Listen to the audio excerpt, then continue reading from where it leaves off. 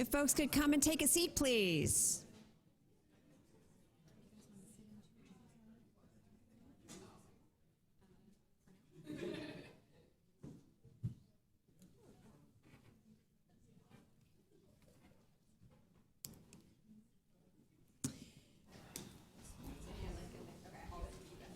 If folks would come in and take a seat. We're getting ready to get started. Welcome. Good evening, everybody. Good evening. Good evening. Welcome to New America. We are so excited to have you here today and so excited to be launching the GovernmentFix, which was written by my colleagues here, Hana Schank and Sara Hudson, who did a great deal of research when they were together as fellows of our Public Interest Technology Project. My name is Cecilia Munoz. I have the great distinct honor of leading that project as I have for the last couple of years. And what we hope to do, we have the modest ambition of hoping to build a field of public interest technology to have an impact on the way policy gets made, on the way that government delivers services, and most importantly, on the way that people interact with their government. And we have been at it for several years now.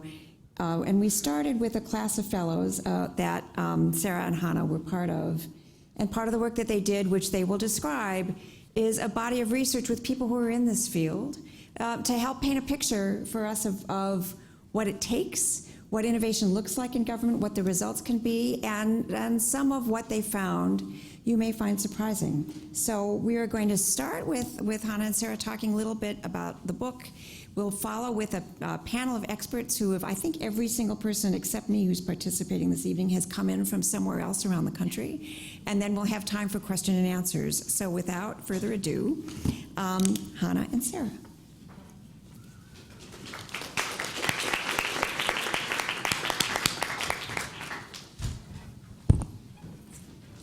It's a little crowded up here.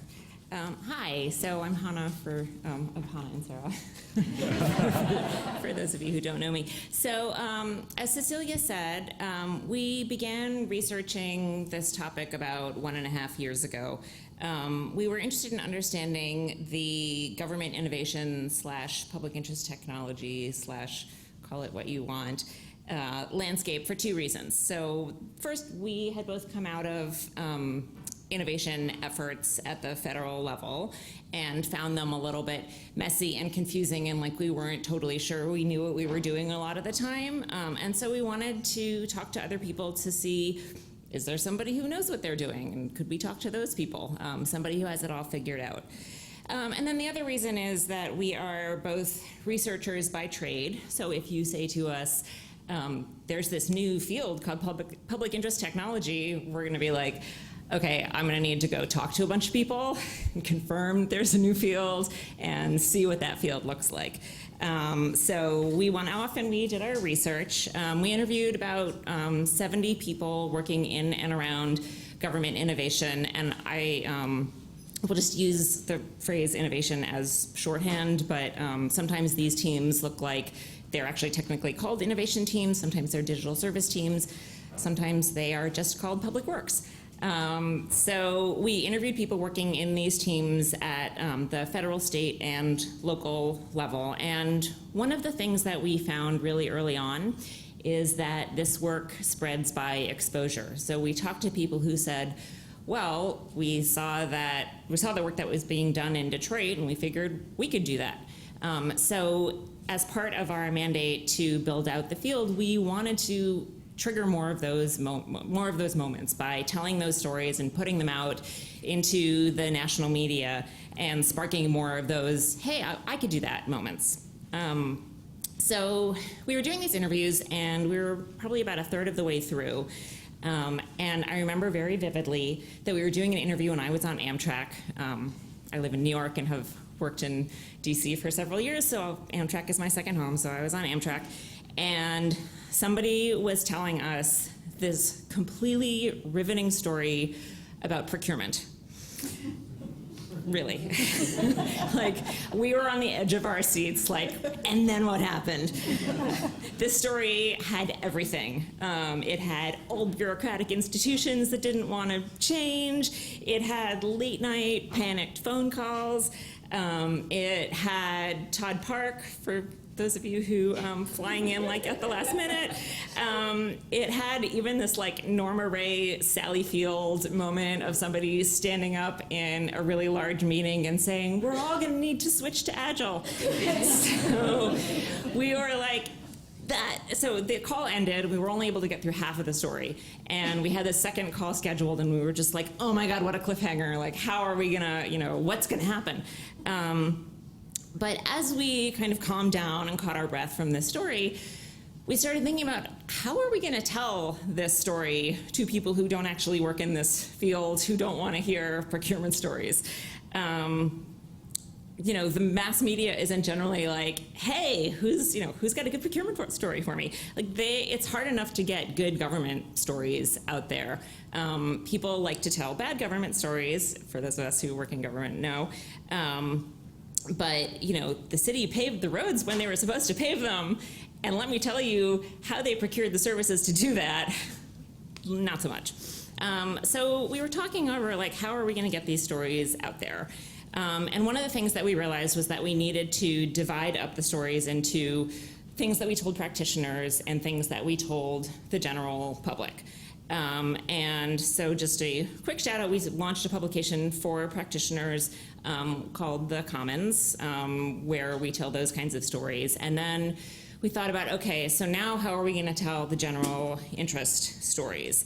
If we want to expose people to this kind of work, we're going to have to figure out how to make this palatable for general interest publications. So we hit on this idea that we could use the stories as guides to illustrate simple ways that people can start thinking about how to improve government services. And one of the big stories that we knew we wanted to tell was, look, a lot of this work is not very hard, and you can do it too. So once we had that as a guiding light, we put together a set of findings and stories, and I'm going to turn it over to Sara shortly, who will talk through briefly what we found. And we were able to partner with Fast Company to run a series of the stories under the heading of the GovernmentFix. We also pitched them a procurement series, by the way, which they passed on. So if anyone wants a 6-essay series on procurement, we still have some really good ideas around that. So the series did very well, and we started hearing from people all around different corners of our lives who had read it. And Josh Seiden, who literally I met on Twitter. He is the only person to this day who I have met on Twitter. We met about 10 years ago, discovered we were both user experience people who lived in the same neighborhood and had coffee. And for those of you who are not in the user experience world, Josh and his partner, Jeff Gotthelf, wrote the book Lean UX, and they travel around the world, speaking primarily in the private sector on Agile and design thinking and Lean UX. So they also have, Josh emailed me and said, hey, I also, by the way, have a small press, because as you do. So he told me that as they do these talks, one of the big questions that they get, there's always one person who stands up and says, but how's that going to work in government? And that in reading this series that we had put together, that we had started to provide the answer. So here we are today. That is how we've ended up now with a book that you can read in a plain flight for people who are busy and on planes a lot. And one final note is that Josh's partner, Jeff, told us recently that he gave a talk in Helsinki, and it was to about like 150 people in the business community. And at the very first question came from a woman who stood up and said, I work for the Finnish Prime Minister, and I'm wondering how these ideas work in the public sector. And so he said, do I have a book for you? So we are super glad that we can bring these ideas to the public sector all over the world in a really easily digestible format. And I will turn it over to Sara to talk a little bit more in depth about what we found. All righty. Good evening, y'all. Good evening. So it is a joy to be with you all. And due respect to Marie Kondo, more of a joy than a well-organized sock drawer. I'm totally playing into your stereotype. I just realized this. I was about to say, just to take a survey of the room, but I am going to do that. To take a survey of the room, how many people in here have worked for government and or work for government right now? Well, hello, friends. All right. How many people have ever done research? Okay, so basically nobody in the room is going to be surprised to hear that when we got started, we had a whole set of questions, and we were like, we know what we need to find out, we're going to go run with this. We did questions, and it took us exactly one set of interviews and one synthesis session with a whole bunch of Post-it notes to realize that we were asking all of the wrong questions, or mostly wrong questions. So one of the things that we did find was we immediately started to see themes, and it didn't matter where people were coming from, whether it was inside government, outside government, state, local, or federal. There were some key themes that came across. The first one was where innovation is happening. We often think about technology and innovation going hand in hand, and the common narratives around technology is that it happens on the coast, it happens only through engineering and through people who have trained to do it. That was not at all what we found when we started to talk to folks. Innovation is happening across the country. It is happening in the middle of the country. And most importantly, it's not just happening at the federal level. And in fact, what we really saw was state, local, county, city. That was the place that really was driving a whole bunch of innovation, and it wasn't really being talked about.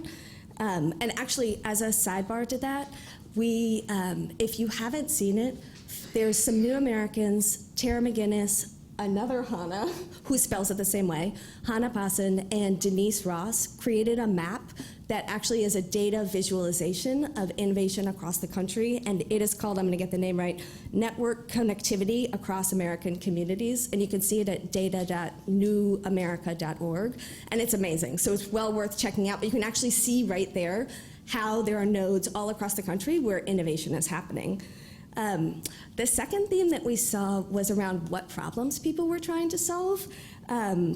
So we realized actually that there's a finite set of problems, and we identified what we call vertical problems and what we call horizontal problems.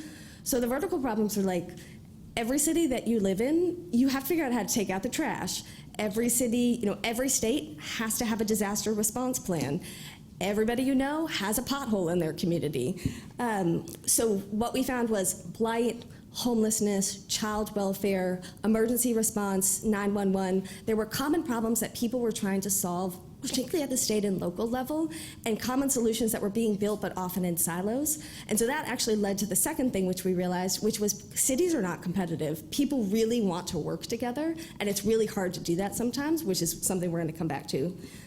The second thing we identified was these horizontal problems. These are the questions that really often tie to this question of how do we build a field.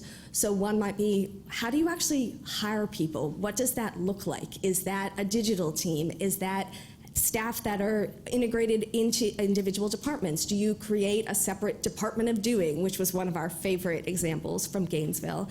And one of the problems there that actually came up that we asked no questions about, irony of all ironies, was procurement. So when we came out from our first synthesis session, we actually had one finding that we simply called procurement is a thing. Because every single person that we talked to, without us asking a question, had either a procurement horror story or a procurement, we're trying to solve this problem. And that actually brings us then to maybe one of the most critical pieces of this, and something that's going to come up a lot today, which is who is doing the work. One of the things that we heard over and over, that this is everybody's work. It is not just folks who come with a specific set of degrees, a specific set of backgrounds, a specific set of experiences. They don't come from specific places, and they often don't identify in what you might call technology roles. They don't necessarily identify as technologists. They're problem solvers. They are people who are using the best practices out of technology, things like Agile, things like modular procurement, but they don't necessarily know how to find each other. So that actually then, it's a challenge and an opportunity. Everybody can be involved, and at the same time, it's hard for people to find each other. They exist in silos. They don't know you can't Google government procurement, who's doing it, want to connect. and come up with anything that's particularly useful. And so luckily, one of the things that has happened, both was happening while we were doing our research and has happened since, is that organizations like Ford and other academic and other institutions are really coming together and trying to figure out how do we build out this field so people can not just find their way into it, then they can stay there. People tend to often find their way in by falling in sideways, is one of the things we found, and then they don't know how to keep going. There's a lot of lateral movement, but it's hard to go up. It's hard to figure out how to build a career, in part because we're doing this for the first time as a known, like this is a career path that we're gonna take. One of our favorite stories is actually from the Code for America Summit. We did a talk, and then afterwards somebody came up, and we had written a report about our findings, and he said, we printed the report, and then I brought it to my city manager, and I have to tell you, we marked it up, and now we use it as the guide that we're trying to do because we're doing innovation in our city for the first time. Nobody had ever told us before how other people were doing it, and now we have a blueprint. So I think that is the last most important thing, which is people are really, really hungry for this. They are hungry to connect. They're hungry to find other people who know their particular pains of like trying to figure out how to do garbage delivery better in specific cities, and how to actually do some of this problem solving. Who has found something that's off the shelf? Who has built something that might be able, that's open source that they can then replicate? People actually want to connect and they don't know how.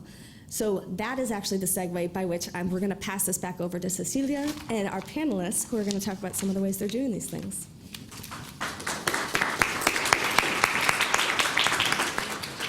Hopefully my mic will start working from here. And let me first thank Sara and Hana and call up our panelists. I'm going to tell you who they are as they come up.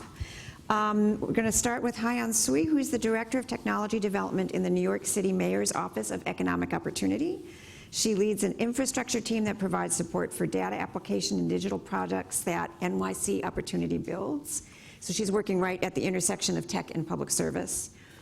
Ginger Spencer, who is the Director of Public Works for the City of Phoenix, which is the 5th largest city in the nation. This is my favorite part. She likes to say that her job is about talking trash. But what she really means is that she runs a major 24/7 operation, which is at the heart of what makes a city a good place, and her team was recognized by Bloomberg Philanthropies with the Cities for Zero Waste Award for their sustainability efforts. Jenny Toomey, who is the International Director of Technology and Society at the Ford Foundation. Jenny is really a pioneer in building the field of public interest technology. She brings an enormous knowledge, but also enormous inspiration to this work. And Eric Heisen, who is the Director of the Justice and Opportunity Initiative at the Chan Zuckerberg Initiative. He describes himself as an engineer turned product manager and policy nerd, passionate about using technology to make our country a better place. So thank you to all of you for flying around the country to get here. We really appreciate you being here.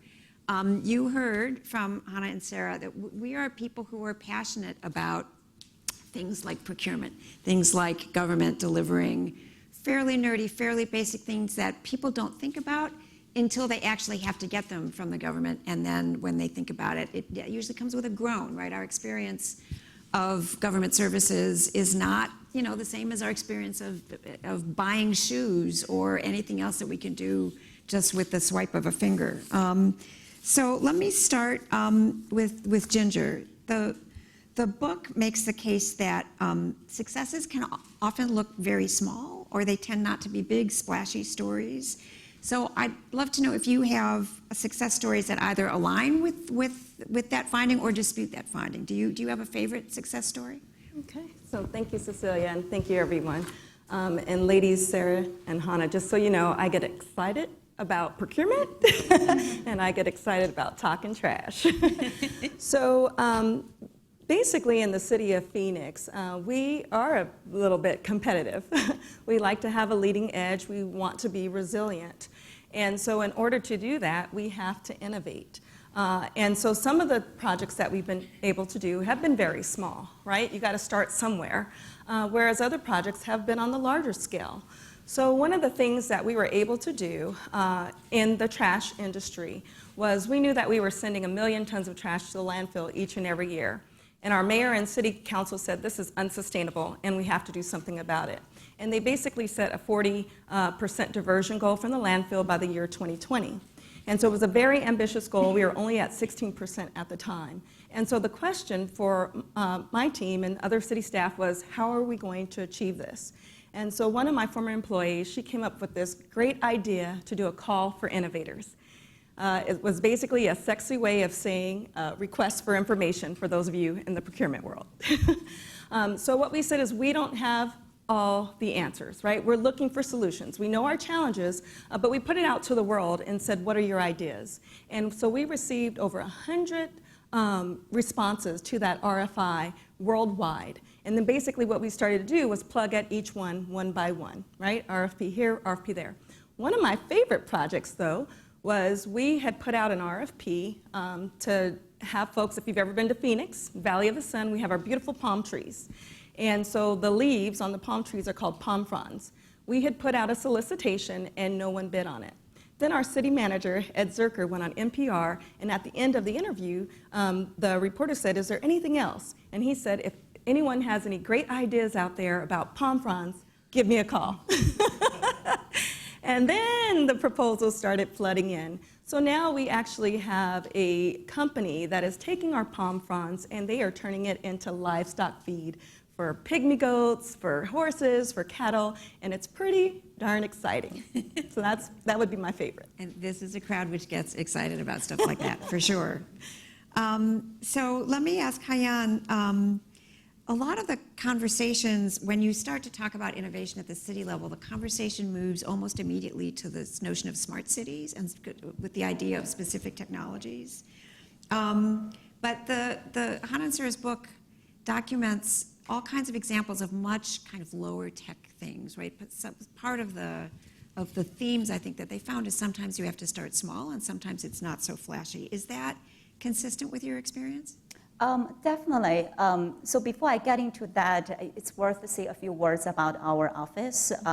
We're a part of the New York City Mayor's Office of Operations, but our office, we call ourselves NYC Opportunity with a specific mission to reduce poverty and increase equity. So a lot of work we do is under this umbrella.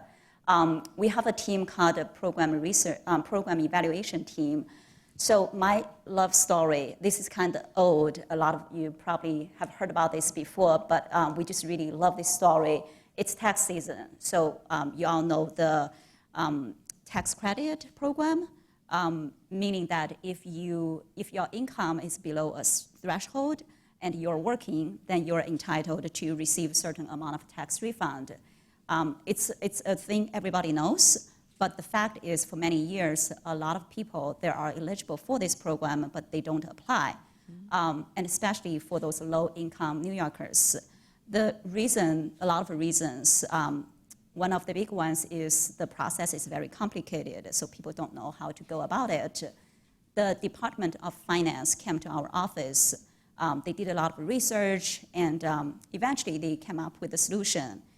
So the solution is very simple. There's nothing to do with the technology. They basically look at the people who previously filed this application, and they have all the residents' tax information, so they know who potentially are eligible for this program. They pre-filled those forms for those residents, and then they mailed out. All you need to do when you receive a form like this is just verify that information, you sign it, and send back.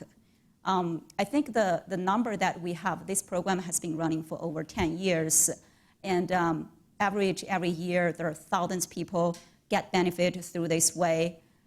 It's not a big number in terms of the tax credit that you get, but over $1,000 for a low-income New Yorkers, it's a big number, right? So again, there's no technology component involved at all. The whole effort is literally just a stamp, mail something out. So definitely align with what the book has been talking about. Right. So Jenny, you and Darren Walker, who you work with, have had the foresight to think big and try to build a field of public interest technology. How far along are we, and what do you think needs to happen next, and what does it look like when we get there? Well, first of all, thank you so much for having me, and it's always fun to come to New America, but particularly in this new way, speaking about public interest technology. So we're nowhere near where we need to be in relation to public interest technology, but I feel like we are on the highway for the first time in the 11 years that I've been at Ford. I feel like people finally understand there is a road that we all need to drive down, and it needs to be extended and broadened, and there needs to be a lot of on-ramps to it. So that was the first question. Was there another question? And what does it look like when we get there? What's the world we're trying to build? Well, I really liked the metaphor you used about like how many of the people you found only began to do this work because they saw someone else doing it. Like we did a paper, I want to say it was like 7 years ago. It was called The Future of Failure. You can read it. And we interviewed all the kind of weird people who managed to find their way into these jobs, where they were doing something with 1 foot in academia and 1 foot in public interest, or 1 foot in an NGO and 1 foot, working with government with a technology background. And in all of those cases, they just kind of were these magical people who figured out a way to bridge these divides. And I think that's true with everything. I was a musician in punk rock bands only after I saw women in punk rock bands. You actually have to see that there's a potential to do this thing. And when you see it and it's cool, you absolutely want to do that. So I'm so happy that you've written this book to raise up those stories, because that's one step of what we need. But one fascinating thing about this paper was that what we learned was one of the biggest barriers, and there was like 100 barriers, everything from the fact that they don't teach code in public schools, all the way through to governments not knowing that they need these people, all the way to NGOs knowing they don't need these people, they can't recruit, they can't hire. There was like 100 reasons why somebody wouldn't end up in a job like this. But the biggest one was because the computer scientists couldn't imagine themselves in a role where they would work with government or NGOs. Like, they wanted to do good. I mean, how many of them are starting startups to try to change the world in different ways? And what they realized, or what we're realizing now, is actually there are so many other ways that you can actually bring a tech lens into government, into NGOs, frankly, into philanthropy. We've brought technologists all into every area of the Ford Foundation in order for us to see the way that technology is changing the world all around us. So what it will look like is, I think, Darren uses the metaphor of public interest law, because Ford, as a foundation, played a role in building up the field of public interest law back in the 60s and 70s. And I think there are some corollaries, right? You have a cultural corollary where, in the 60s and 70s, a lot of people who were going and getting law degrees were people who thought, like, you know what, if I get this degree, I'm settled financially for the rest of my life. But then there was also the civil rights movement in the 60s, and there was the Vietnam War. And these things were making people feel like, is it enough for me just to be a lawyer and know that I don't have to worry about anything in the future? Or should I take this very rare thing I have, which is this skill set of this language of law, and can I bring this to other work besides just working at this law firm? And now lawyers all know that they can go into public interest law, and they can also have a career that goes in and out. They might work at a company, they might work at a law firm, they might work for government, they might just do private practice or advise or teach. And we'd like technologists to feel the exact same sort of thing, that they can go in and out of these different sectors and bring with them a public interest perspective, because we certainly need it. We need it in the private sector, we need it at government, and we need it in philanthropy. So Eric, you're a person who has gone in and out of this field, right? You've worked at a tech company, you're working at a philanthropy now, you also worked in government, you're yet another USDS alum. Does that ring true to you? If we're trying to picture what this field looks like when we get there, are we training people who are specifically going to be public servants? Are we training people who are going to be moving back and forth? Is it some combination of those things? Yeah, well, first, thank you, Cecilia, for having me, and thank you to Hana and Sara for doing this work. I think we're a community that can be so focused on the massive amount of work in front of us that it is really hard to step back and look at what is and isn't working and take the time to share that. So I'm really appreciative that you've done that, and you've created a really important resource. I think it's a little of both. When we created the U.S. Digital Service, the focus was exclusively on tours of duty. We thought that we were going to recruit people like me. I was an engineer at Google when I joined, who would come into government for anywhere from 2 weeks to 4 years, get some things done, put up with a lot of pain, and then go back. And then that would be a period in your life. You would then infect the rest of your company and bring them along. And we definitely saw that. I think many of our We had a lot of people who came in for short tours of duty, got very significant work done, and are now doing things that are completely unrelated to this field. But what I don't think we expected, mostly because we were naive about the people that are really innovating in government, which are the career officials that have been doing this their entire lives, was that we also needed to create a new sort of type of technologist in public service. And I think that's where the work that Jenny has been and Ford have been leading is so important. We found very quickly that many of those of us that joined didn't want to go back. I had, and I talked to many of my colleagues as we rotated out, this almost existential crisis trying to find work back in the private sector that even approached the level of significance and impact that we felt like we were having in government. And I see a lot of heads nodding, so I know I'm not alone there. I look at some of the folks that I hired in who are still in government, who have now spent most of their careers in public service, who are going through different roles. They might have started as a engineer and moved into management and policy roles, and then, like most of us, realized that procurement is the most important problem and started to work on that. So I think that we need those two tracks. I think there's an important role to play for tours of duty. We need to see more of that. It's a very important option, but where I think we also need to continue and need to do more to develop longer-term career paths as well, which will be the right fit for some.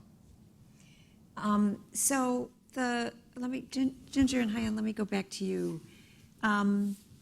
So, I mean, we've heard, right, and I've had this experience too when I worked in government, this experience of watching folks with technical backgrounds who had worked in industry kind of fall in love with public service. I mean, you started your career as a public servant. You are career public servants. Does this resonate with you? Are there skill sets you wish were present in the circles that you work in? Does this notion that the people who are the real innovators are career public servants who are diving into the work because what you are problem solvers? Does that resonate with you? So I would say I actually started with private sector, worked many years, and only joined the government a few years ago. And I have to be honest, that when I made that transition, a lot of friends questioned, are you sure that's the right movement? Not to say why they ask, but I was a little bit hesitating whether or not that was the right move. But I think the truth is, after I went into the government, I was very surprised by what I saw, by the people around me, the passion, the dedication that I saw. It's absolutely not what I imagined when I was outside of the government. So that's one thing that I want to say. In terms of the skill set, I do think it's very challenging for government to find some new skill sets, meaning like technology, service design. My team, when I started, we had quite a bunch of open positions, and it was very painful to fill those positions, competing with the private sector to get technology people coming into the government. It is very hard. But I do think there are very passionate people out there that are waiting to come to the government. But government also we have our own job that we need to do. We need to change our image, attract the people coming in. And does it resonate, this notion of what we heard Hana and Sara say, that, I mean, we're hoping that by telling these stories, that will help you recruit the kinds of people that you're looking for and help those kinds of people kind of fall in love with public service. But does that seem useful to you? Are we onto something? Totally. When those articles in the book came out last year, I have to say everybody in my office was following those articles because we just love those stories and it just resonated with us. It's exactly what we're experiencing. And we also noticed a lot of young kids coming out of college, they started really asking what's going on, what can we do. We have a very fantastic design team. They're really design champions in New York City. They go to a lot of events. They try to socialize with people, similar to what the message that the book is trying to deliver. Working in the government can be really fun and it can be innovative. Ginger, how about you? Yeah, so I am a 21-year public servant, And I started off as a management intern. In graduate school, I actually was trained to compete in the private sector. Went to Carnegie Mellon, and our coursework was very heavy on quantitative courses as well as technology. But I wanted to give back to my community. I wanted to be able to drive through a city, right, pothole or not, and see the fruit of my labor. And so that's what I did. I started off with the City of Phoenix as a management intern. And in the city, what we do is we train generalists. And basically what a generalist is we can, you have a certain skill set, right? And we can put you in any city department. And you'll go in there and you'll figure things out. You'll learn enough to be dangerous. You'll get things done. And then it's time for us to move you on to another department. About 10 years ago, the city created an innovation and efficiency task force. And basically, it was during the recession, we had to come up with $100 million in savings. We got it done, and we got it done little by little. During that time, we also tried to create a chief innovation officer, but trying to compete with the private sector, we weren't able to get that done. So what the city did, we actually took the approach of, let's train people within with these skills. Let's get them Six Sigma certified, Lean certified, and now we have a program called Advanced Phoenix, where people are trained and we can put them in any city department, give them a challenge, right? And they'll go in there and come up with solutions to help you solve your problems. And so that's what we're doing. And so I really love that approach, the generalist approach. And you know, you can work in arts and culture, you can work in public works, you can work in IT, but we're really looking for those individuals that have that balance, not just the technical skills, right, but the soft skills as well. So that's a perfect segue, actually, Jenny, into something that I want to ask you. So Ford, New America, Hewlett Foundation, a group of partners, really at your instigation, launched a network of universities because you've been thinking hard about pipelines of where is it that we train policymakers, where is it that we train the people who are going to be innovators in government? Can you talk a little bit about that and what you hope that it'll produce? Sure. I mean, what I would say is that when we did that first report 6 years ago, and we saw the 100 things, we thought, all right, well, Ford is not going to fund the 100 things that we need to fix in the space, but there are a handful of ones that we probably should play a role in. And by the way, this stuff has been going on for a long time, and it's not all called public interest technology. We call it that just because of our specific history with the Ford Foundation and with public interest law, and we think it's an easy way to talk to the universities about the kinds of change they could mean, but you could call it civic tech, you know, or you could call it community technology, and there are lots of incredible people who are doing it under all sorts of names, and you don't have to call it one thing or the other. I just want to be really clear because there's so much good work going on at all these different levels, and we need it all. Whether you're, you know, Civic Hall in New York City, or Code for America, who's already been referenced, or, you know, Allied Media Conference, who work with activists on their technology, all of that is necessary. So with regards to the network, that was just an interesting thing that we found out. We started making some grants about 6 years ago, and some of them were at universities, and some of them were piloting fellows programs, and just trying different things to get a sense of, like, what might actually build this infrastructure out. And we funded this class, which is an incredibly successful class between Georgetown Law School and MIT. So computer scientists and lawyers learn together. It's, you know, they've got, you know, they do it, they're connected to each other visually. They come and meet with each other a couple of years, and they work on real problems that, like, the FTC is trying to solve right now in real time. What are the legal and technical solutions they could bring forward? It's a hugely successful, oversubscribed class. But the professor who was working on it at MIT came to me and he said, you know, I'm a little worried. And I said, why? And he said, well, because even though it's oversubscribed, there are a lot of tenured professors who are dissuading computer scientists from taking this class at MIT. And I said, well, why is that? And he said, well, because if you're good enough to be a computer scientist that goes to MIT, well, you're, you know, the people who are going to be your advisors on your PhD are going to say to you, you know, why did you waste any of your cycles on anything but computer science? And it just shows how that discipline was naturally very siloed, that a handful of these schools, it's kind of like economics has a similar kind of thing, where, you have to go to 1 of 7 schools to be somebody who teaches economics at a certain level. And that all the other economists who are doing other kind of pragmatic ones, they go to the lesser schools. And there's this kind of bifurcation between, what it takes to be computer scientists, which is this level of purity, and then this other thing about this set of ways of thinking about things and these kinds of understanding of certain kinds of language that could be useful a lot of different places. And when we heard that, we thought, all right, well, let's bring the presidents and provosts of a whole bunch of schools together, and let's talk about whether or not they need to continue to silo their engineering and computer science from the humanities. And what we were really excited to hear was some of the most powerful heads of schools said to us, like, the students are demanding this. The humanities students are demanding to be able to understand the technology. The computer science students are demanding to be able to use their skills towards more meaningful work. And you've now just given us a frame that we can help use to sort of catalyze. And we've seen a lot of exciting announcements, like a 10-year plan at Stanford and a brand new college at MIT, and enormous gifts at Virginia Tech, and all sorts of other wonderful things. So I think it's one piece, like a lot of what you're talking about in your book is not about, the person who's, I don't know, building the next internet necessarily, but we'll need people across the entire trajectory. And I want the person who builds the next internet to have taken some ethics and humanities classes, frankly, and I also want people who are going to be, the next senator of X state to have taken some computer science classes. And in a perfect world, that's what's going to happen. So, and just, I'm going to get back to you, Eric, in a second, but Ginger and Hyan, so you hire people who are working in government now, right? Mm-hmm. So how does that strike you as meeting, you said, Hyan, that it's hard to find people. How does that strike you?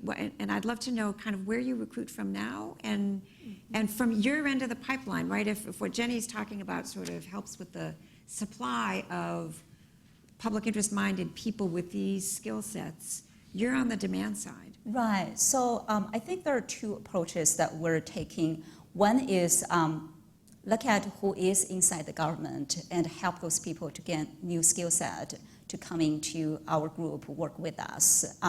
Because within government, there are so many people that they want to learn new skill set, they want to grow. So that's naturally one of the approaches that we take. And the other one is speaking of hiring people from outside. It's been very challenging. Our effort has been focusing on, let's not very focus on the solid, the hard skill part, more focused on the soft skill. And then that could be fresh graduate student, could be someone with very limited experience, but the soft skill is there. And then we can take time to train those people. There is still challenge there in terms of getting over the requirement in terms of the minimum requirement to hire somebody, but that's in general the direction that we're heading. How about you, Ginger? Yes, so we're also hiring and basing it off of soft skills. And we are hiring from the outside, but sometimes there is a challenge as far as competing with the private sector when it comes to salary. But we're also focused on growing from within, building our own. And so we've had a lot of success in that area. The other thing is, so we're looking for folks with, when it comes to those soft skills, that have the right attitude, right? And I think it's back to what you were saying, that they have a balance of some technical skills. They took some coursework there, as well as they want to help the community. There's a passion there for public service. And so we're looking for the right folks. We're going to bring them in, we're going to get them trained, and we're going to put them in various departments. But technology and innovation is a big piece of that. So no matter if you're in the municipal court department, right, where they're working with restorative justice, or if you're in the public works department, we want folks who are going to basically come in, learn all they can, and then help us find solutions. It's really about problem solving at the end of the day. And so Arizona State University is part of this network, right, that we built. So does that give you hope that you might be able to build a pipeline? So I'm actually associate faculty Yay. at Arizona State University, and that's my passion right now, is developing future public administrators, right, and future leaders to come and run our cities. Great. Eric,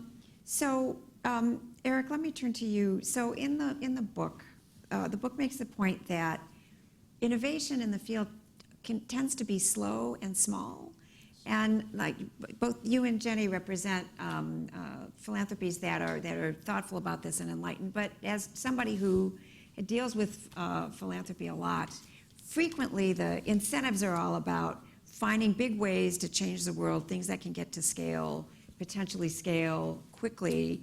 And in an environment where sometimes the most useful things or the place to start are kind of small and maybe unsexy changes. I mean, does that feel like a tension to you? And what's the mechanism for resolving that tension? How do we make the case that sometimes slow and small is actually the way that change happens? Yeah, it absolutely does feel like a tension. I mean, I work for philanthropy that professes that we do believe that ultimately we seek to scale change through government and investing, and believe that we are investing in driving change there, not through philanthropy alone. And it still can be difficult because this entire sort of sector is rooted in how can you demonstrate sort of the shiny object syndrome, as some of the articles talk about.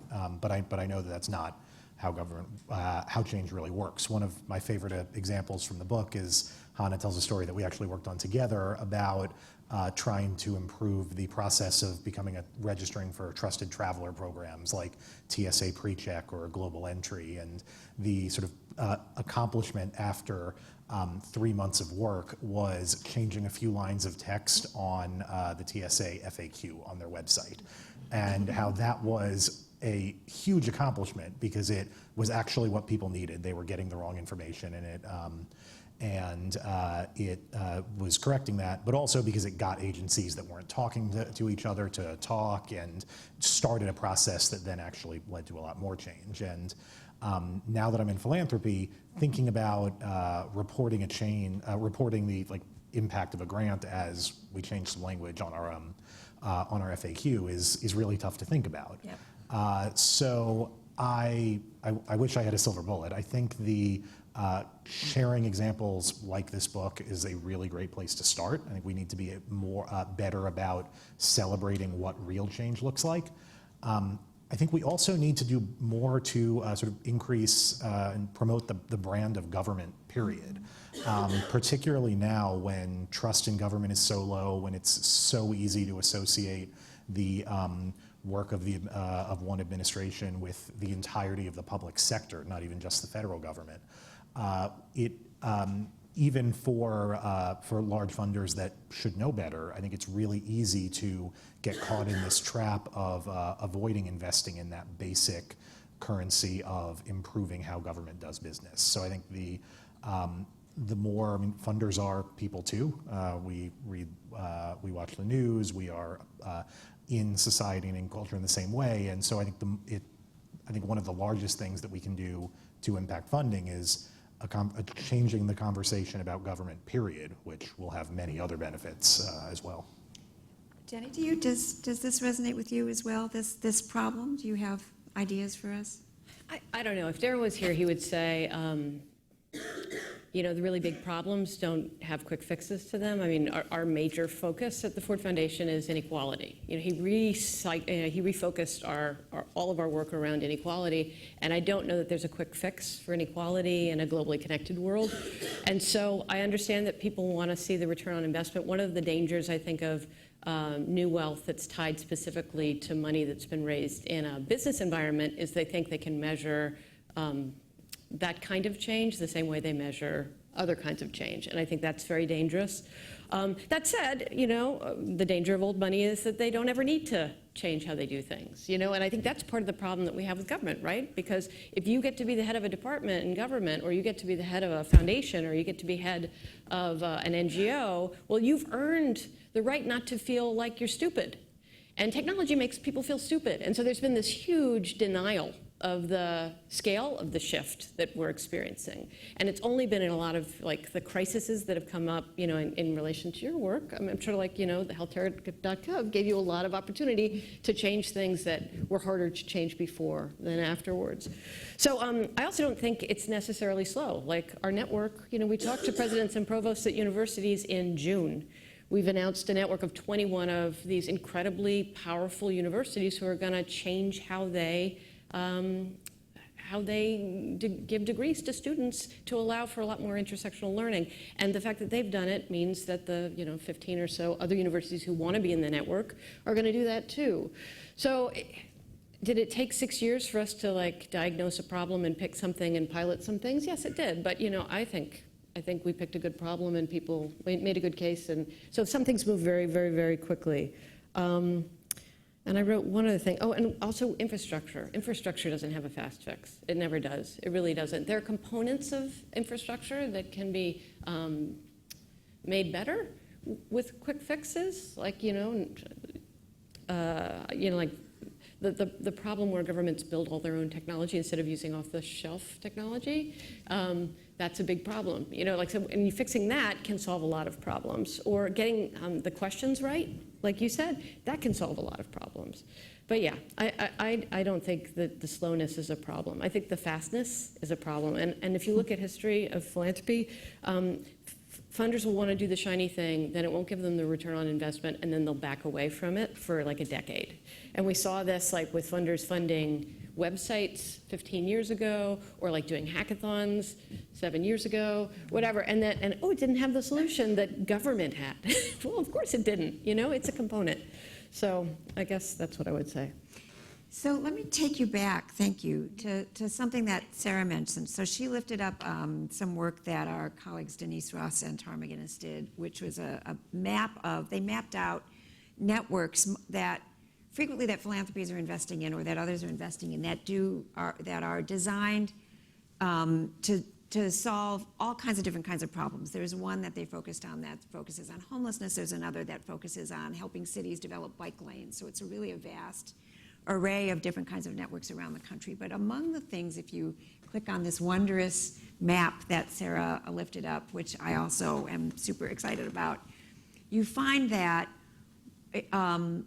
something like 80% of the network connections that they mapped were happening in the same 60 places, which is to say that we're investing in a lot of the same places over and over again, and that those places tend to be highly, highly networked. And then there's kind of the rest of the country. So as a person from Michigan, I think of this as the Detroit and Flint problem, where as many challenges as a city like Detroit has had, lots of people are investing in it, and there are things happening, and it's amazing and super exciting. And so Detroit is one of those heavily networked places. Flint is not, and Flint burst on the national scene because of a really epic problem with the water, which is still continuing. And one of the things that we worry about, and it's a place where our public interest technology work intersects with the work of a national network that we're building here at New America, is this notion that if government's really going to be responsive to people, we obviously have work to do with the federal government and state governments, but we also have work to do in local governments everywhere. So we have representatives from 2 cities that are among the 5 largest cities in the country. My question I want to pose it to each of you is, what do we think? Do we think this kind of innovation is possible, in Flint or someplace without the resources of New York or without the resources of Phoenix, in a smaller city in your own states? And as philanthropists, as people who care about inequality everywhere in the country, what should we be thinking about to make sure that this capacity arrives in every community? Does that make sense? Hyan, can we start with you, and we'll just work our way this way? And before you start, let me ask our audience to also start thinking about questions, because when we're done with this one, we're going to turn to you, and we're going to call Sara and Hana back up to take your questions as well as the panel. So get thinking. Sure, I will give a try. I don't know, I have a very good answer for this question. It's definitely a great question. I think the answer is yes. There should be a way. I like to use our service design team as an example, because what we noticed with that team is, like I said, they're really design champions in the city, but not only just in the New York City. Because of the work they do, they're very well known in the country. So we constantly get a lot of visits, communications with other parts of the country. I think it's through that kind of a model, cities can help each other. The approach that the service design team is taking is when they talk with other people, talk about the service design process, it's not just about do something for somebody else. It's more about teach you how to fish. I think through that way, they were able to help a lot of, within New York City, help a lot of other city agencies to understand what design practice is, so that people can run on their own. I think for smaller cities, that would be the approach to take. Leverage other cities, leverage big cities, leverage the private sector, the nonprofit community. That would be my thought. Thank you. Ginger. So my answer is yes as well. So just a few thoughts. One, cities, big or small, can't afford not to innovate. In order to be resilient, right, in order to maintain a competitive edge, in order just to continuously improve services for our residents, we have to innovate. I was talking with Hana recently, and one of the things that I had said was, and I say this to my staff, we don't get paid to come up with the easy answers, right? We're here to come up with to deal with difficult challenges. And so I always say if we dig deep enough, long enough, hard enough, we will find an answer. And then it gets back to the book. If a solution is not there, if we can't find it, then we're probably not asking the right questions. So again, that's kind of the approach that we take. And then I feel that all cities, big or small, everyone needs a copy of the book. The great thing about this book is it gives wonderful examples of what cities are doing in order to be innovative. And so why reinvent the wheel? I think that was one of the articles the treasurer from St. Louis mentioned. Why reinvent the wheel? There are ideas out there, people are doing it, and some don't have all the resources, right? Some don't necessarily have the money to do it, but they're getting it done. I give one quick example. So city manager had basically tasked a team of individuals to come up with a dashboard for the city. We worked with vendors, they came in, they gave us a proposal, it was $500,000. We took it to the city management team, we were all excited. And the city manager at the time said, this was great, thank you for the research. However, he said, I want to liken this to exercise. He basically told myself and the team, he said, you can go out and get a personal trainer, which is what you guys have done, right? That might cost you $100 a month. Or you can go and join a gym, right? Which might be $40 a month. Or you can go walk a mile each and every day, which will be free. At that time, he said, I need you to come up with a solution that is likened to walking a mile in the neighborhood. And so that's what we did. And so it was a small step in the right direction until we could get the funds available to have the more elaborate dashboard for the city. It's a great example. Thank you. Jenny. I mean, I think we're taking a systems approach. So we're thinking about what are the nodes that are specifically most appropriate for us to engage in, and trying to figure out how do we pilot and seed and show the outside results that you have. The successes that I've had have been when the ideas are less me telling people that they should have a technology approach incorporated, and when the legacy grantees that are in other parts of the foundation are already telling my colleagues in other areas of the foundation that they need more help looking in these areas. So I mean, some of it's just about bubbling up best practice and demonstrating the extra value, because it really, there's some things that are expensive, but mostly I think it's just harder, forcing yourself to work in a different way. And like we recruited, like I said, technologists to sit in every program area at the Ford Foundation. And for the first year, those technologists, some of them had a hard time figuring out, like, how do I even connect to this work? And the program officers didn't know what to do with them. But they figured it out. And now I'll just be surprised if we don't end up with program officers with technology backgrounds being hired in the future, because everyone's demonstrated that's a piece of that's a skill set that we're going to need among the many other ones that we're always recruiting for as a social justice foundation. Thank you. Eric. I love the analogy of trainer, gym, walking, and what that says to me is there shouldn't be a one-size-fits-all approach for all levels of government. If you're going to buy and pay for a gym membership and never go, you're really better off just walking a little bit, which we see that through some of the work we're doing in our criminal justice reform program. We are working with prosecutors' offices around the country to help them use data to make better prosecutorial decisions. We are working with offices that range from major cities where there are hundreds of attorneys that use way too much paper and a complex series of systems that date back to the 90s where it's incredibly hard to change anything. And then we also end up working with offices like a small office in rural California that had about a dozen people, and but shocked us when we learned that they were completely paperless. They had a fully digital system that 2 people in the office had made and kept maintaining, and they were using it, and they were able to innovate at a pace that completely outstripped these large offices. And so I think we need to acknowledge that it's not going to look like creating a digital service team for every single government agency or level. It's not going to look like hiring a whole bunch of people. It can look like 2 people that are already there being far more innovative than a whole division could. So I think we can see more of that and should promote more of that.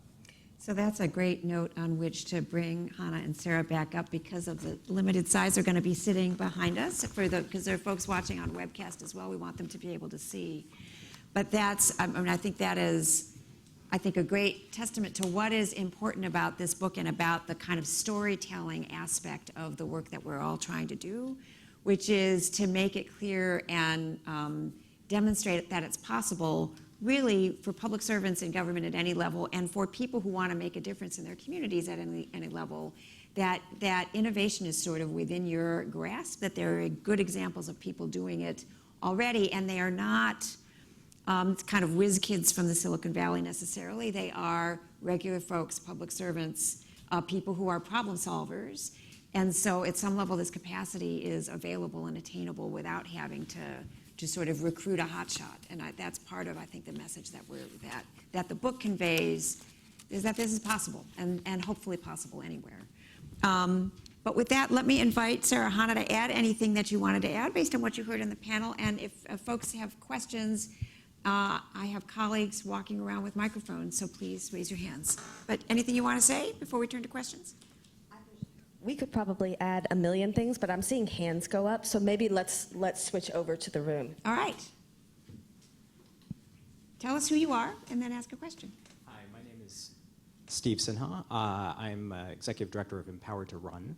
And we're trying to drive effective government through training the next generation of elected leaders, elected leader candidates. And a lot of the focus of today has been on the civil servant level, which is exactly where it probably should be. But what lessons do you want elected leaders to learn to create the enabling environment for this type of innovation, both at the executive and the legislative level? Thanks. Who wants to jump in? Ginger and then Jenny? Throughout my 21-year career, I've been able to work with 5 mayors, with each of the councils, and 3 city managers in their administration. Government is known for being risk adverse. But if we're going to, like I said, innovate, right? Be innovative, that means we're going to have to take risk. And so you may have some failures along the way. But we like to say, fail forward. Let's learn from our mistakes, let's fix it, right? But not be afraid to try again. And so really just coming up with the policy, the goals, but then relying on the staff to get it done, right? But empowering them to take chances. Jenny. So the reason we started looking at tech fellows or even public interest technology questions was because I ran a policy portfolio. And when I asked the grantees in that portfolio, when I first came into the job, if you had all the money in the world, what else do you need? They all said, we need technologists that understand our issues. And it took that long to figure out how to develop a pipeline to bring them forward. I think this period of pretending like the technological shift has not been as huge as it is over. But for a period of time, the public ignored that and government ignored that. And if you think democracy is like a 3-legged stool where the public and the private sector and government are in this sort of healthy tension, theoretically keeping them balanced, for the last number of years, the only part of the stool that understood technology was the private sector. That's dangerous, and we've seen negative outcomes that have come from that. So I would just say every single elected official needs to, that folksy moment where you could say you did never send an email or whatever is over. And we should only elect people who actually don't necessarily need to be technologists, but are comfortable managing technologists, the same way that non-lawyers are comfortable managing lawyers, or that, I'm comfortable giving policy grants to people even though I haven't worked on the Hill. And I also just want to say there's a spectacular program that we haven't talked about yet out of New America Foundation, the Tech Congress program that we fund, that on a bipartisan level sends technologists into congressional offices and regulatory agencies. And it's really having incredible impact because once people see the value, they want it. They hire people. So that's what we need to see happen. Next question. Hi, my name is Shane Strasberg. I'm a lifelong New Yorker who just moved to DC to start a tour with USDS, so Hyann, we should talk when that tour ends. And I'm going to use my hometown to set up this question, but it will be for the panel. So I was reading today that Mayor de Blasio has expanded a program to create more ferry services to essentially his idea is that it will create more opportunities for people in less served areas to get to work. But the criticism of that is that it's actually serving a niche audience, high-income earners who live in waterfront properties in the outer boroughs and are just going to lower Manhattan or Midtown. So the question to the panel is, how do we ensure that the things that we're creating or designing with the best intentions actually serve and impact the most deserving lifeblood of our communities? Sara? I'll start with the answer that I think is going to be not a surprise to anybody. User research. And to whom are you asking your questions, and what questions are you asking? There's an extraordinary amount of listening that happens in our job, and it has to happen all across the cycle. We're very good at listening after people get upset. We're less good at listening before people get upset. And it's incredibly difficult to have really the dedicated time, like to ensure that there's dedicated time from the get-go to do the listening beforehand, to do the listening as you roll things out, and then to do the listening afterwards. One of the things that I used to say was, in the model of press release and press conference that's so common in ways of government, it's very easy when a product or something, a service is built, that we chuck it out into the ocean and we think, well, it's in there, people will find it, and what actually happens is it sinks. The next person who comes to town, et cetera, like you're not still listening. And so having dedicated folks on the ground who are actually ensuring that we're continuing to build for users, for all users, and what people need rather than our conceptions of what we think they need. Hana? Yeah, and I'll add, so I too read that article and thought, gee, I wondered if they talked to anybody. And I have to say that I read a lot of articles in the Times where I think, I bet they didn't do any research. So one of the things that we are focused on here is bringing this kind of work to the policy table and bringing technologists to the policy table and not making policy decisions in a closed room, but going out and talking to essentially the end user. So I think that this actually ties really nicely to the previous question, which is around leadership. So there need to be people who are at the top who understand why that is important. Amen. Next question.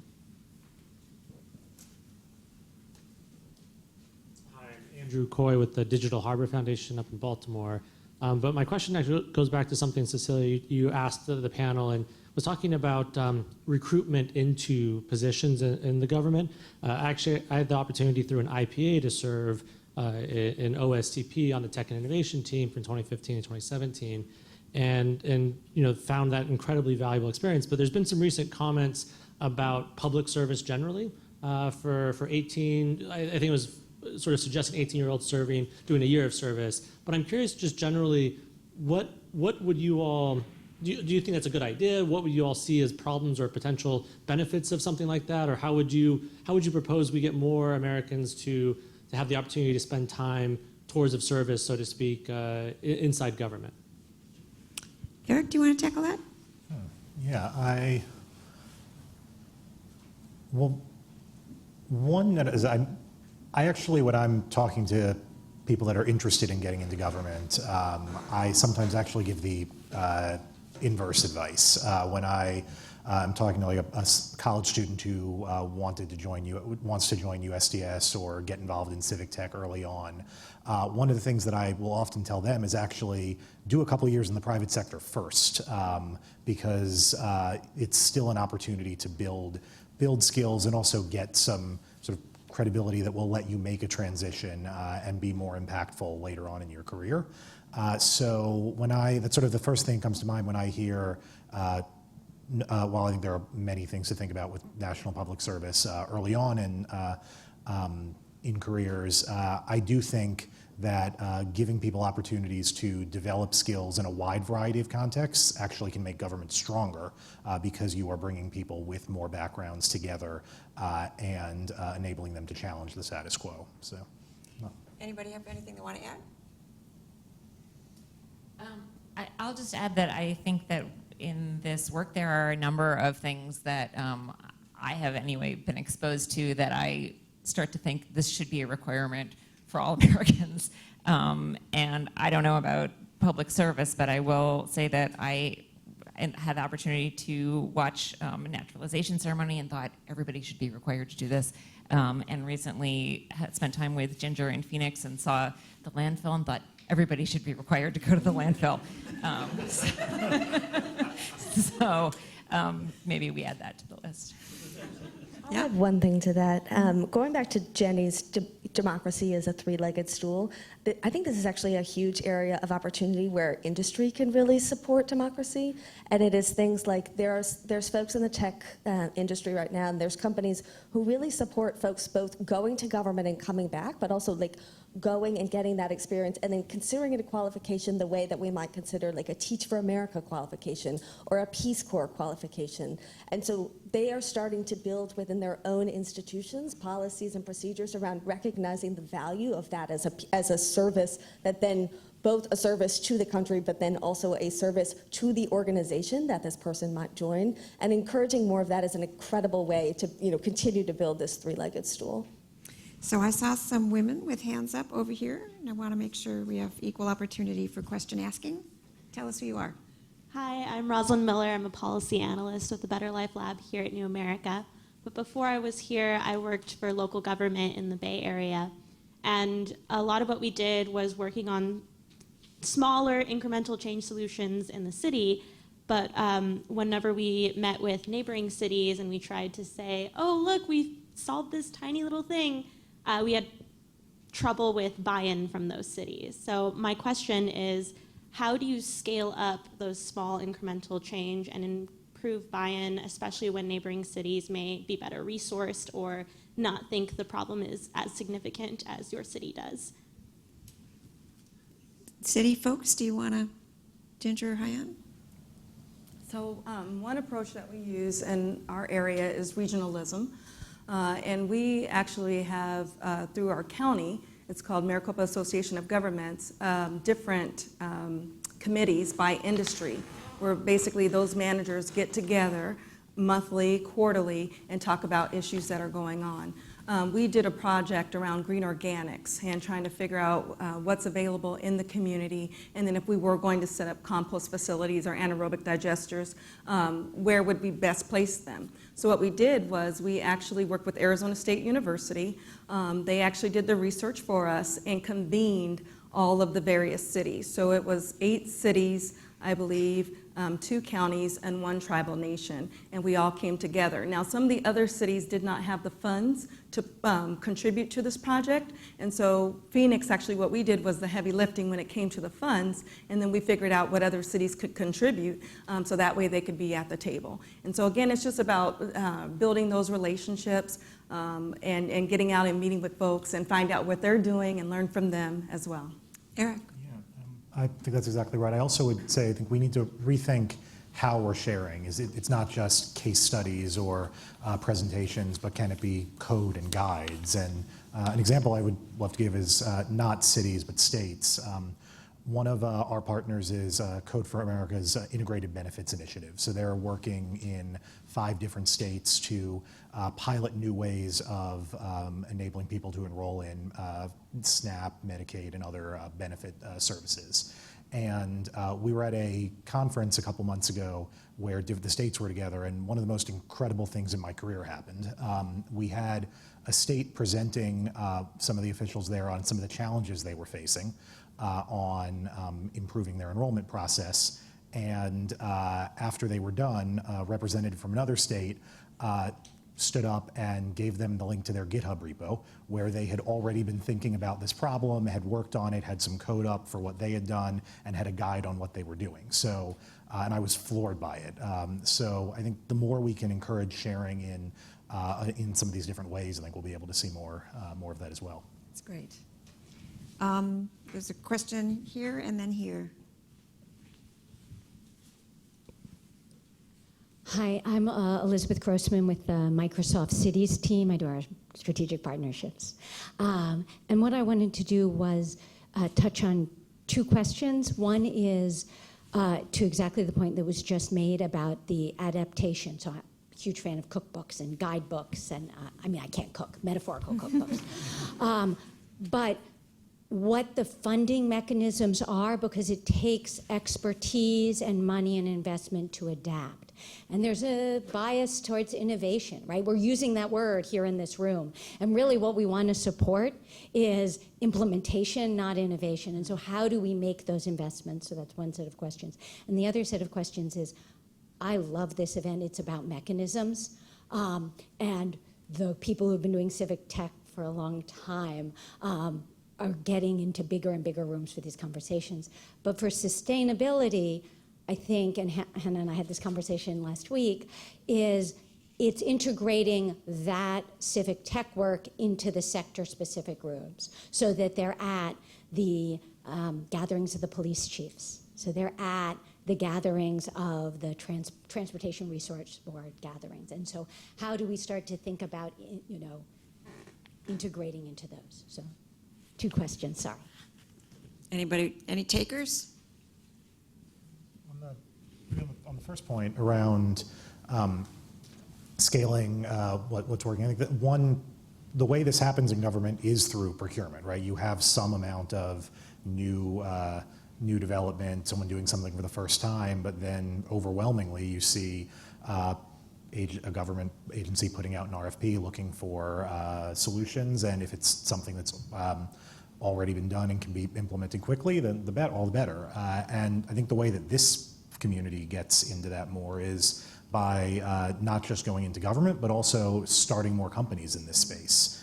We need more good government vendors. We need companies that are looking at problems across states and cities and designing solutions and making money from it. So when I look at sort of the team that I hired into USDS, I'm incredibly proud of a lot of them that have gone back into other roles in government. I'm proud of the folks that have gone back to the private sector and are not in the government space anymore, but some of them, and they're actually sponsoring this event, created a company and are now trying to continue in the work in that way. So I think that's something that we don't see enough of yet. Great, yeah, Ginger. What I would add to it is it's about public-private partnerships, so that's how we're able to do what we do. In Phoenix, we have not had a solid waste rate increase in almost 10 years, but we still have been able to come up with new programs. The way that we were able to do it was we identified how much it cost us to send waste to the landfill. And what we said to the community is, bring us your ideas, right? If we're able to divert this waste and it'll cost us less than, for what the city it costs us $17 a ton, and cities back east is much, much higher. But we can actually partner with you to create this new program. So in some cases, we were willing to pay the vendors. In other cases, they were willing to pay us for our feedstock. And then in others, it was basically a net zero, but we were able to divert that waste from the landfill. So that's some of the ideas that we have. But public-private partnerships are huge when it comes to cities. And I think in the book, you talked about how some cities are doing that as well. I'm going to give the second one a try. I hope I understand your question correctly. In my mind, when we talk about the sustainability of this model, it's about getting more city agencies understand what's innovation, what's creativity, what is the design process so that we can deliver better services to the citizens. I think everybody has that not everybody, I think people working in the government really have that desire to do better work, but a lot of them just don't have the right tools, don't have the right skill set to do that. Have a model that you can have influence to people around you is really important. One thing that our office is doing is our service design team has this office hour that other city employees can come in and talk with us and then learn how we work, and hopefully they can take that back into their own agency, apply that process. I think that applies to every field, every skill set. Something like that would help you grow. Great, thank you. Last question over here. There's the microphone. Hi, my name is Lexi Gruber, and I'm a consultant at Accenture. So I originally worked in government on child welfare policy, got into work solving the challenges that I had lived through myself, and ended up working in technology because, as many of you said, it just sort of fell in my lap. And in my work helping states modernize their systems, I see that a lot of well-intentioned folks who have the opportunity to build the solutions and build the technology are people who lack the personal experiences in these systems. They don't understand that sometimes public sector challenges actually are often challenges about racism and inequality and sexism and those deep structural challenges that our country faces. And when they create solutions in the dark, not factoring in the lived experiences of their end user, they actually perpetuate the status quo and automate inequality. And that's one of the biggest challenges that I've seen. And I wanted to get your feedback on how we can first address that. But secondly, how do we bring in the voices and perspectives of the folks who are actually getting those benefits so that we're creating solutions that actually meet their needs and aren't actually making life more difficult for them? It's a wonderful, wonderful question to end on. Who wants to tackle it? I can't talk about it in government, but I can talk about it in the grantee portfolio, which is, so the Internet Freedom Portfolio is what it used to be called, was fairly siloed. I'm in a big social justice foundation that's funding all of the social justice groups in all of the areas that we work, but the technology stuff was seen as kind of isolated. And it's funny because we got those groups to a place where they were actually having some big wins, and that was wonderful on the science pages or wherever. It would not be considered a mainstream story when there was a win.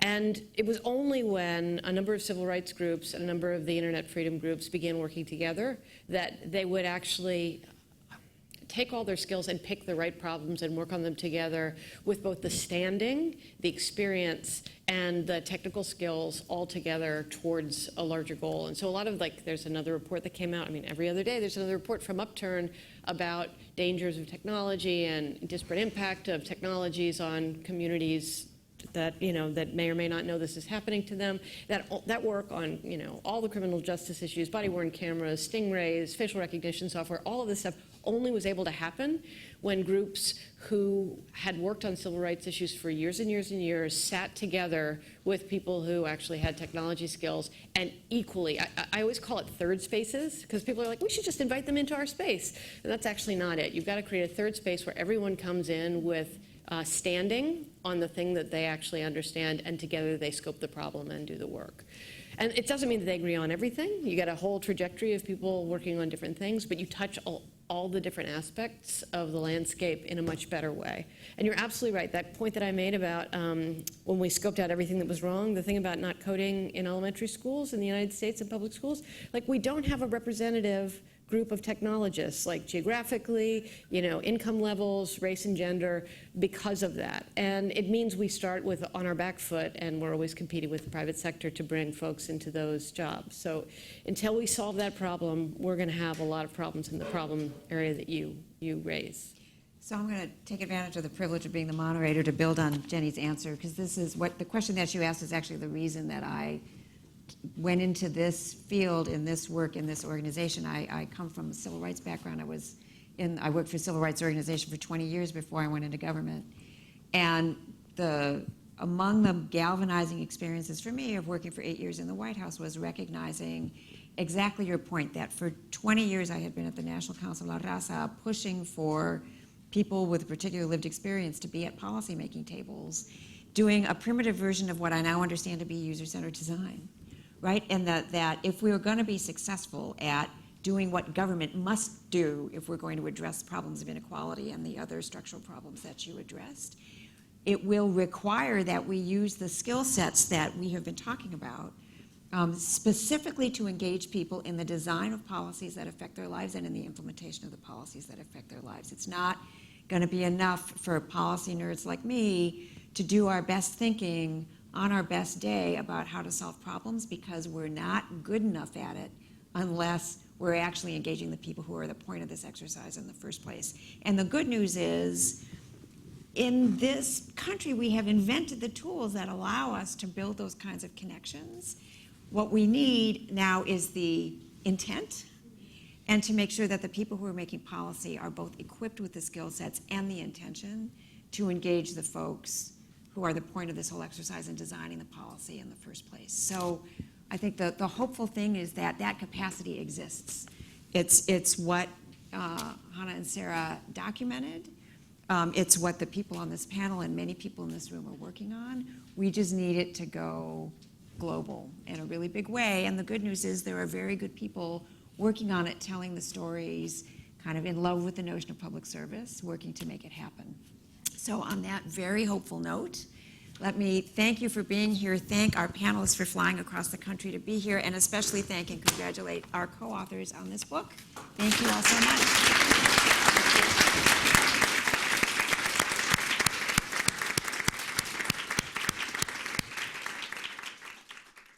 Thank you, and I think there are still goodies out there, so we can continue the conversation. Thank you all very much.